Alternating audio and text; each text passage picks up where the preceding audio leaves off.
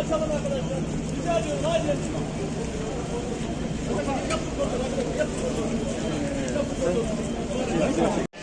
Gel gel. Tamam gel palet var. Gel.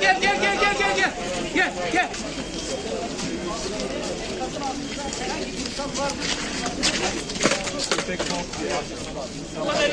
Biraz açılın köpeğini önüne çıkartın.